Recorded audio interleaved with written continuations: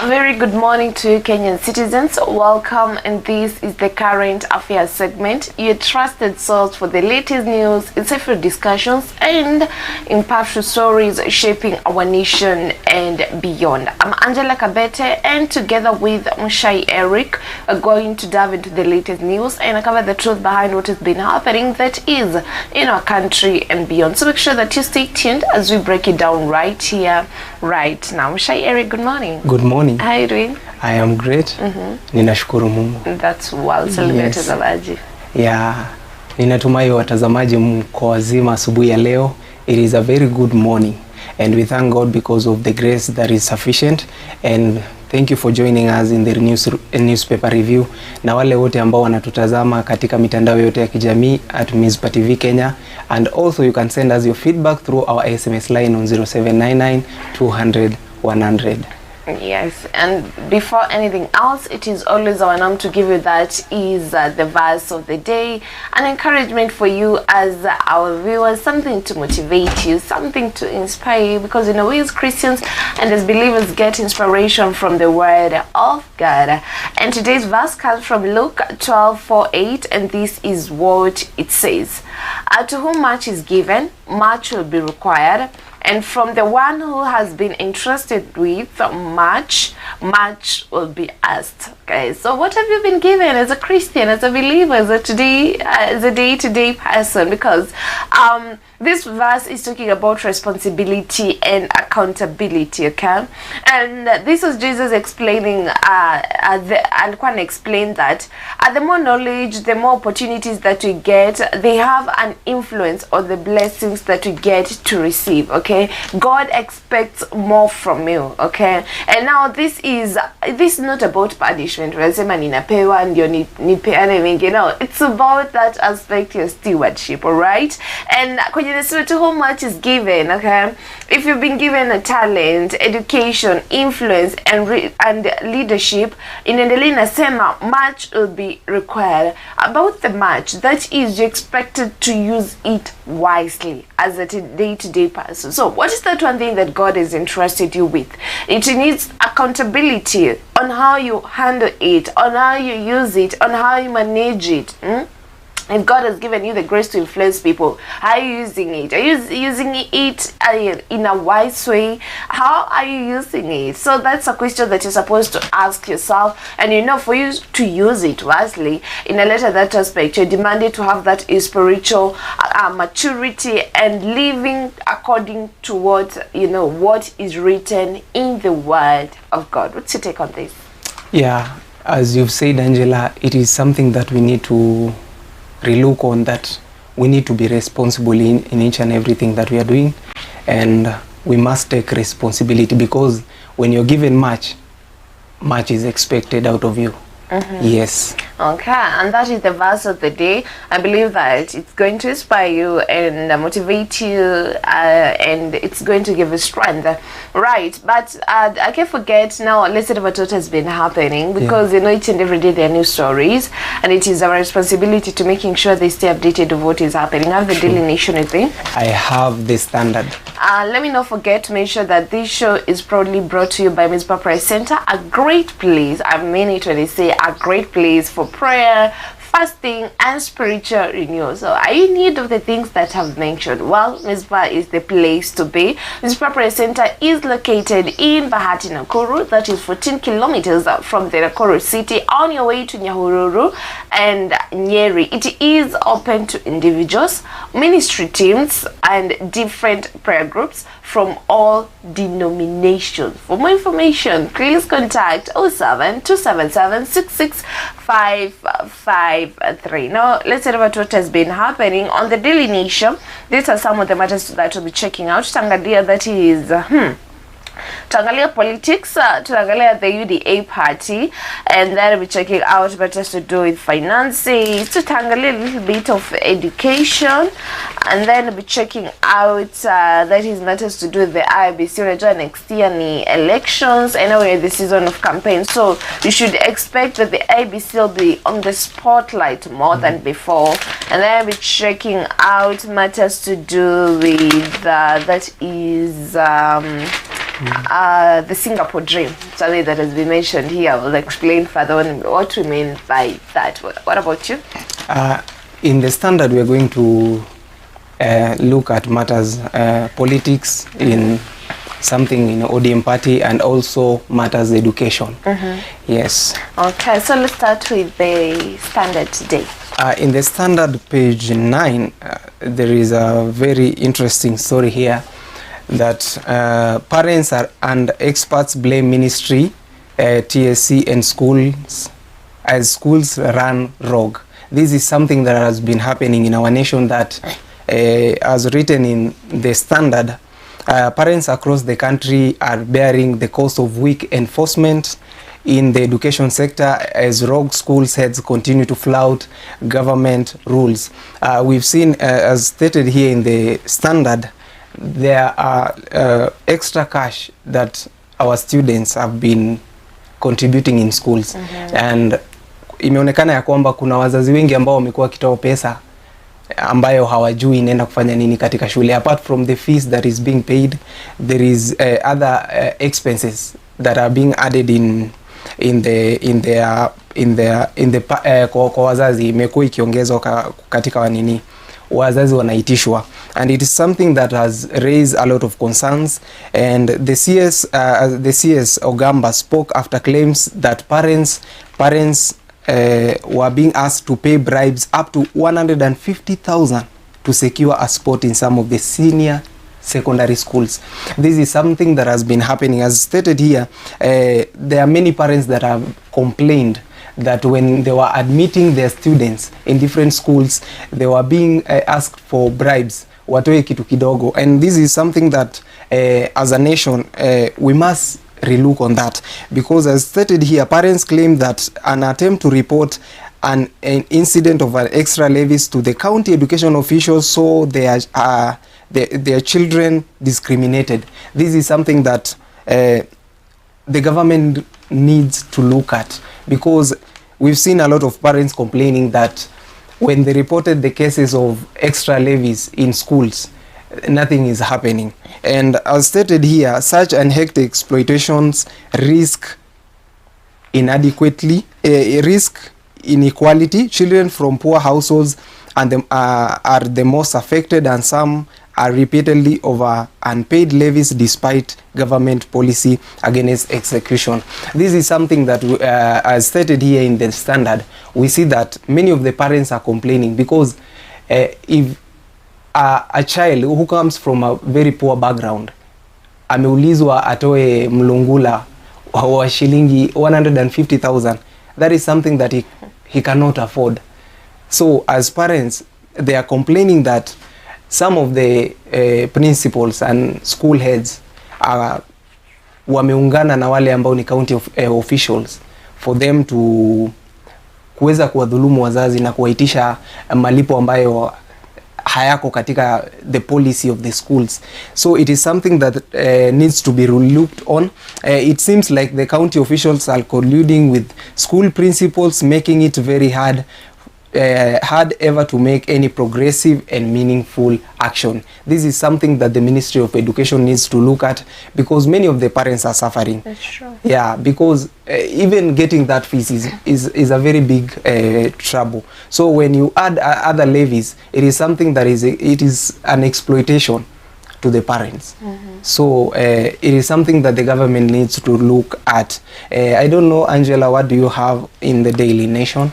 All right. On the Daily Nation, that is page 8, I had mentioned something to do with the Singapore dream. Well, I don't know if this word Singapore is being misused in our country as a reason to establish some things by leaders, by different people have been trusted by Kenyan citizens. But anyway, let me tell you what is happening on the Daily Nation, page 8. It reads that court. There are two cases before the High Court challenging the establishment of the National Infrastructure Fund.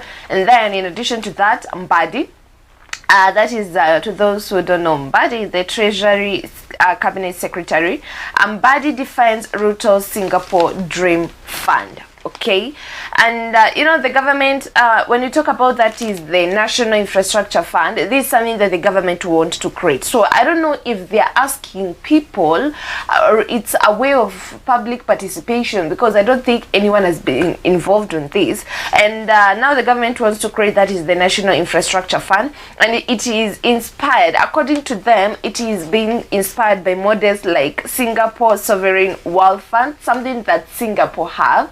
And I don't know if we are copying what Singapore have, and which invests money to grow national wealth. And the reason as to why they want to create this is the National Infrastructure Fund is to finance infrastructure projects, support Kenya transformation agenda, and fund development without relying too much on borrowing. Well, what is the aspect of accountability? Because I don't see this is something that you have mentioned. They are not explained how they are going to bring the aspect of transparency to make sure hata mwananchi ako involved. Well, that is not happening.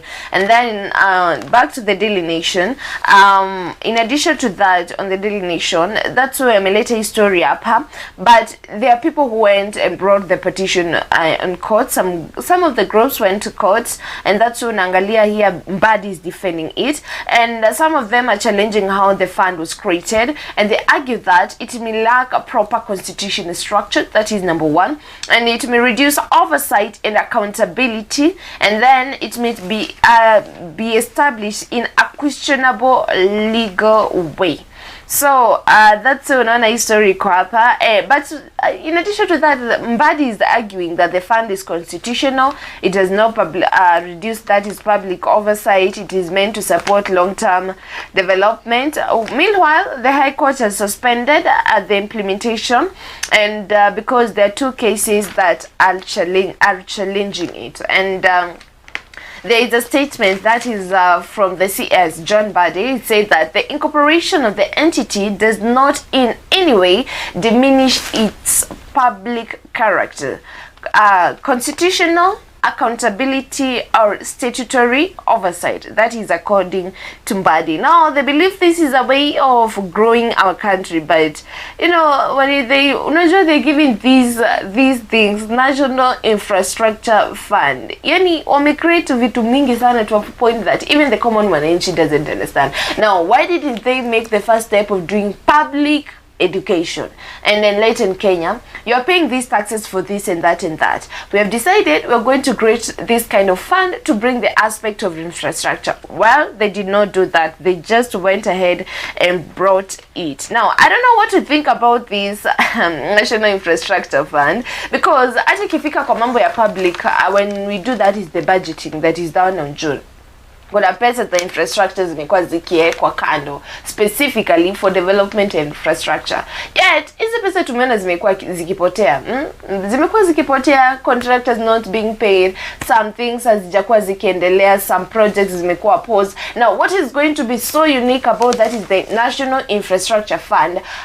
What is going to make sure that projects are implemented at the right time, finances are used at the right time, the aspect ya corruption hakuna. Well, they have not explained that. Probably they should help us see what would they mean, what makes this thing unique. And unaona hapa nikiangalia, Mr. Mbadi said that since the process of establishing the entity intended to implement the proposed company is still ongoing. Okay, is still ongoing within the executive arm. They are undertaking internal, technical, legal, financial, and policy assessment to ensure the utmost compliance with the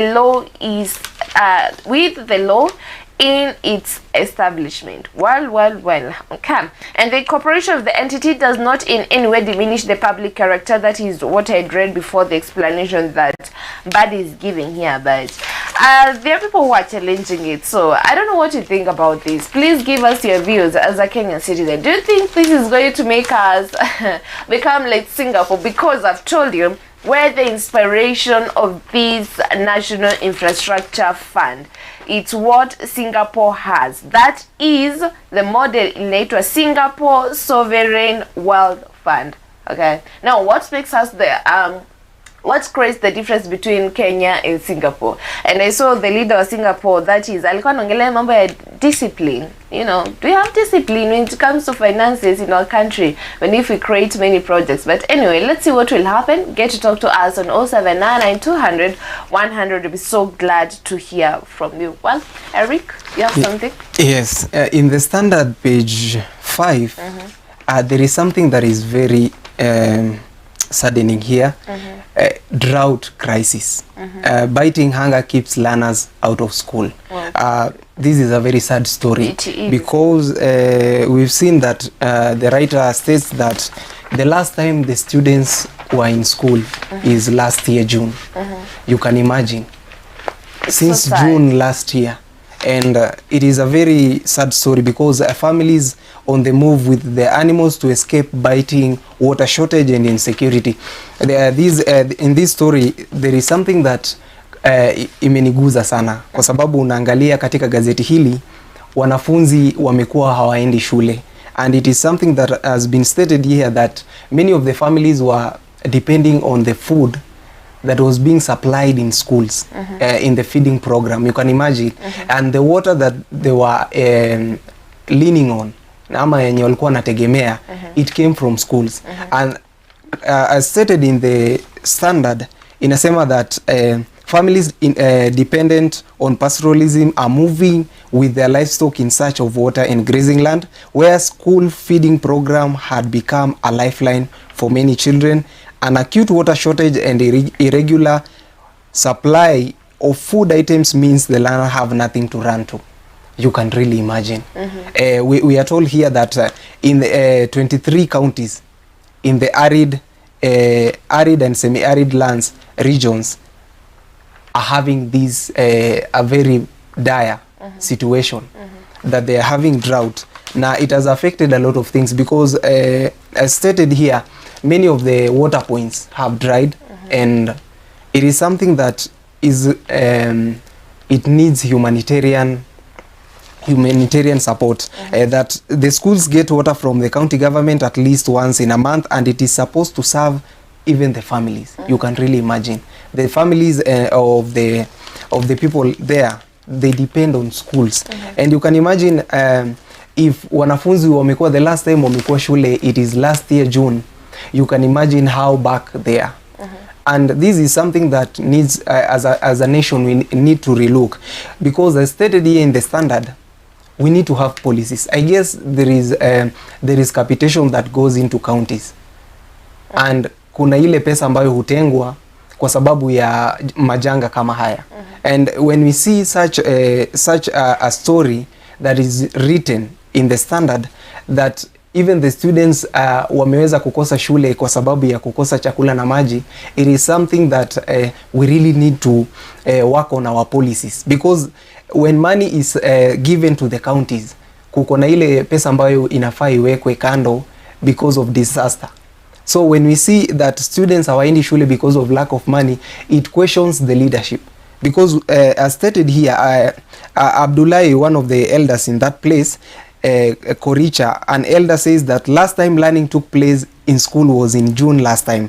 The main reason why population migrated from here is intensified water shortage and attacked from pastoralists from Samburu. And then there is information that the Red Cross ilitoa. Red Cross County Coordinator Gregory Masharia says more than 2 million people in Asal region are at risk of acute food insecurity. This is something that is so saddening. With 784,000 malnourished children in dire situation. This is something that the government need to intervene, because education is something that is very important, but you cannot go huwezi enda katika shule ukiwa na njaa. So it is something that the government need to relook on that. And as stated here in the Standard, short range food and nutrition security assessment report by Red Cross and the county government released yesterday notes that the school meals program in Isiolo can only be sustained for the next few weeks. Now the question is, how long will this food sustain them? So it is something that the government really needs to look at that, because inaathiri hata wanafunzi ambao wanafaa wakue shule. because kama the last time walikuwa shule it is June, it means that wamepoteza muda mwingi sana, so recovering that time will not be something rahisi. So this is something that the government really needs to look at it. I don't know what you have on your side, Angela. And to add on what you have there, don't forget last year January, the government itself, because the government ijabadilika, watu ni wale wale, they had set some funds aside for such kind of crisis, drought and everything. Now I really don't understand why they are not using that finances. They walizieka kando na wakasema wao wenyewe hizi pesa tunazieka for such seasons kama drought, floods and everything. So I don't understand why they are not using the finances that they set aside. And again, as they continue to defend Singapore, are we becoming like Singapore? Am I becoming Singapore? You know, the love that the government should tell us that, yeah. But I hope they do something about it. And then on other stories, matters to do with finances, spending and everything, and what is happening in our country. You know, the government wamekuwa wakichochea sana these matters to do with selling the shares that they have, that is in Safaricom. And now finally, I can see page 6 of the Daily Nation, they call it a deal. State will receive an advance payment of 40 billion against future dividends from remaining 20% stake. 40 billion. This is a lot. So you go back to the drawing board. How are they planning to use this money? You know, the same questions. How they, that is members of parliament were questioning matters to do with accountability. They're saying that is not the right thing, and a lot of things. Finally, they got a breakthrough, and now the main headline itself raised that House team gives nod to 204 billion Safaricom sale. And according to the reason they were saying they want to sell this, it's because number one, Kenya is struggling with high public debt, and pia naona pia hapa the standard at the Daily Nation they have related it, that is 12 trillion Kenya's current public debt according to the figures from the Parliamentary Budget Office. And there you have that is budget deficit, and then that is pressure to fund infrastructure and counties. And now the question, wanasema infrastructure and counties, and unaona sasa hivi wanataka kuform that is now that is the National Infrastructure Fund. Don't forget, you see, tumekuwa tukifanya budgeting and everything. Wamekuwa na allocation ya funds ya infrastructure, and so sadly last year there's some of the counties that they did not use even 1% of their development infrastructure fund. Now, what is going to be different about this? Because the government is going to receive that is 204 billion from Safaricom, and the sale of 15% government stake aims to unlock billions for counties and infrastructure. All right, this is a lot of money, and in addition to that, the money is expected to support counties, fund infrastructure, ease public finance pressure. They should be so clear when they say they're going to ease public finance pressure. Does this mean that they're going to reduce the taxation that you're experiencing right now? Because still, wananchi wanasema maisha ni ngumu, ama we're on different planet. You can tell us, what do you think about life out there? Is life easy, especially when it comes at taxation, because this 204 billion is supposed to play a part on that, is public finance pressure, and then pay debt and pension, right? But however, some concerns are being raised about that is selling profitable national asset, because you can agree with me, it is a profitable national asset that the government has or the government owns, and that is going to have that is long-term impact on government revenue. And then another question that people and some of the leaders are questioning whether this is a short-term fix, or let's call it a short-term boost, or a long-term problem. So I don't know what the government has to say about this, but it seems that it's something that they are really determined to do, something that they have already proceeded with it. But unajua bado iko na impact, because the government will lose that is future dividends from Safaricom, and will have less ownership and control unless they try to retrieve it back. And but on the good side is watapata that is immediate cash relief. And then on public debt, Kenya's debt is at 12 trillion. So the sale may help reduce short-term borrowing and ease public pressure, as I had mentioned. And then it comes to you as a common mwananchi, it comes to your counties, county yako yenye uko sasa, you expect that there will be more funding on counties infrastructure development, which is a good thing, and Peter reduced that is immediate fiscal pressure. So I don't know what to think about this, because this may also attract foreign investors, okay, in our country, which may be a good thing. But now the question is that you're asking yourself, is it a long-term, a short-term survival versus a long-term strategy? And when it comes to that is managing national assets in a later now management, you know, versus what we'll be experiencing in a country matters to do with character. So tuambie, maoni yako ni yapi? Soon, if they're going to receive these 2 or 4 billion, not if they are going to receive, you know, how are you feeling about it? You know, your counties mtongezewa pesa, watuambie wanafeel aje, Eric? Inafaa watuambie. Because you can say it is a good thing, but the aspect of accountability, it's very important. Yeah, it's because they have not explained here how they are planning to use these finances, or what is going to keep them in check, you know. Yeah, sure. Another story, what do you have there? There is something that is so interesting in page 28 of the Standard, and this is something that is affecting a lot of Kenyans.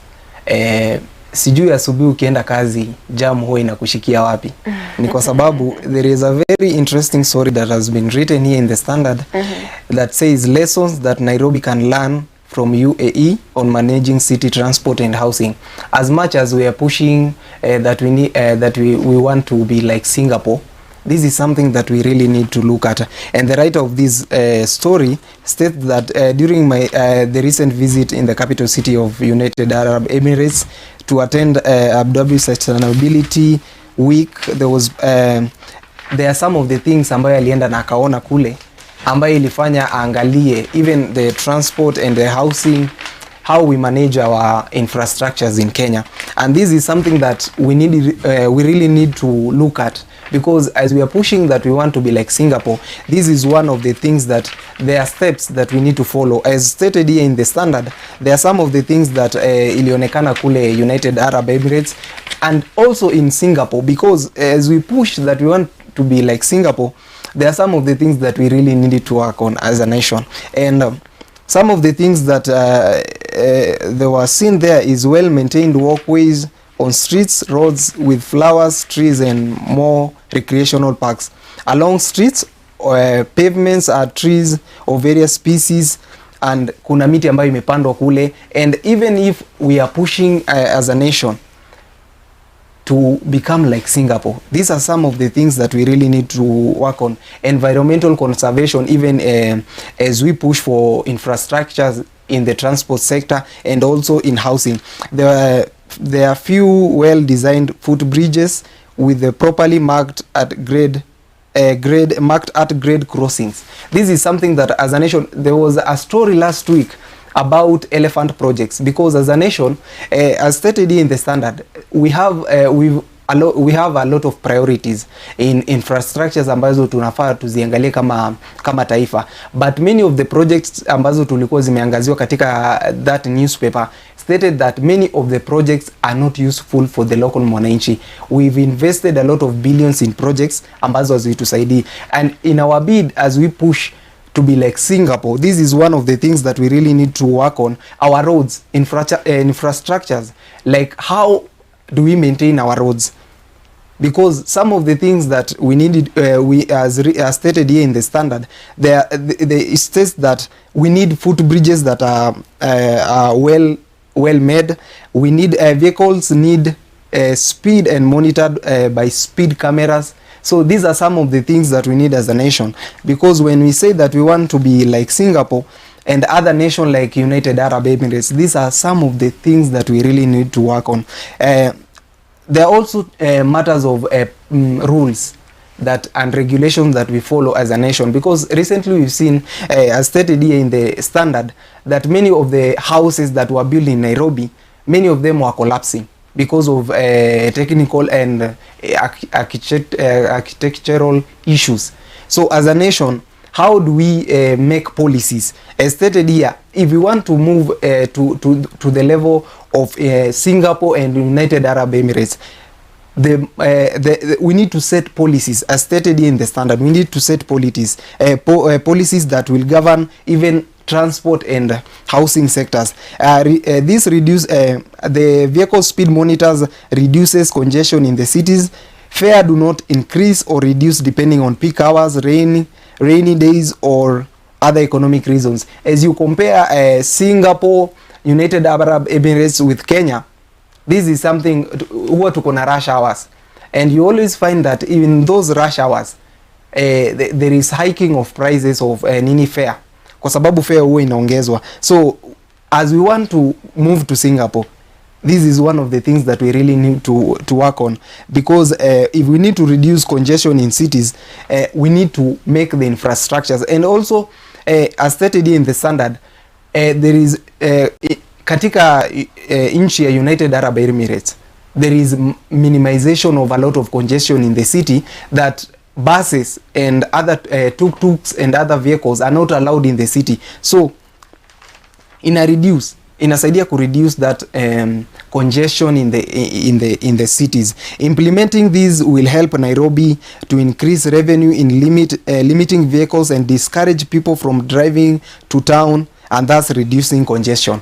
You see, as a nation, tumefika mahali, all of us, we need cars, but there is something that inafaa tuangalie as a nation, because it's stated here that if you look at Singapore and the United Arab Emirates, there is minimization. People are using public transport as a means of transport. So many of them wanaacha magari yao nyumbani to move with public transport, and that can be very different in our nation, kwa sababu in our nation everyone, kama ni in big cities like Nairobi, Nakuru, Kisumu, Mombasa, there is a lot of congestion ambazo zinakosiwa na magari ambayo huingia in the city, and parking is paid per hour. This is something that, unlike in Nairobi where receipts taken in the morning will be used the whole day, in United Arab Emirates and also in Singapore, it is paid per hour. So you have a limited time. And also apartments entrance have friendly lifts. So they are making the materials that are being used in that in the different nations that we are looking up to, they have good infrastructure in terms of the materials they are using, and this is something that as a nation, as we focus on development and our dream of becoming like Singapore, I don't know if we are going to reach that place, kwa sababu if we are not going to follow some of the things that have been written here in page 28 of the standard, I don't think as a nation we have a place of reaching kwa Singapore, kwa sababu mambo ambayo yameangaziwa hapa, it is matter of infrastructure, matters of policy that are set in the transport and the housing sector. I don't know, what do you have, Angela, on your side? That is a little bit of politics, because they say that tutaangalia politics, specifically the UDA party. Right now they are celebrating, because unajua ni season ya campaign, and that is page 7 of the Daily Nation. It reads, grassroots vote, Mount Kenya and North Rift handled a Ruto, that is Ruto is our president, 4.5 million votes in 2022. Now coming 2027, will it get more or less? Okay, ni mtamu, okay. And they're calling it 2027 realignments, and big wins in Mount Kenya shine the UDA ticket, and that's why unaona hapa watu wengi wa UDA, they're here celebrating, because it seems that this time, or from the data that we're getting, to read the registration of aspirants for the 2027 election by the ruling party, that is UDA Alliance, has exposed a dwindling fortunates in Mount Kenya, and data by the UDA showed that big wins in the mountain are shining, and party that swept President Ruto and most of lawmakers. Okay, let me repeat. Data by the UDA showed that big wins in the mountain are shining the party that swept President William Ruto and most of the lawmakers there in power 2022. Now, this is what is happening when it comes to that party, and then at a glance they have highlighted, and they're calling it falling out. Some of the people who supported that is the UDA party. Some of them are walking out, and they're saying rebels on their way out of the ruling party. And the United Democratic Alliance lawmakers in North Kenya seem to have fallen out, while president and could be with the president and could be on their way out. The likes of NURU, we have that is John Maithu, Joseph Tutu, and many people that have been highlighted here. Don't forget, these are people who played a part in the becoming of the UDA party. And then I can see there is a statement from that is Professor Kithure Kindiki. It is not mandatory for incumbent UDA governors, senators, and other lawmakers to register at the moment. That is a statement from that is Kithure Kindiki. He is the deputy president. There are many statements from different leaders that I'm not going to read here, but the question is, will the UDA party still maintain its power or the influence that it had, that is Mount Kenya? Will it happen? Because, you know, politics is a game, and something might happen that is anytime. And I can see here that is more politicians from the ODM party have registered to run on UDA compared to those who sought the ticket in the 2022 general election. So some people who are in the ODM party have joined, that is some people in the ODM party have joined the UDA party. What does this really mean? Is it shaping the political future of the UDA party? Is it going to bring a great impact? Is it going to bring a change? What does this really mean for the UDA party? Well, because, you know, this could affect that is the strategy that when it comes to election in 2027.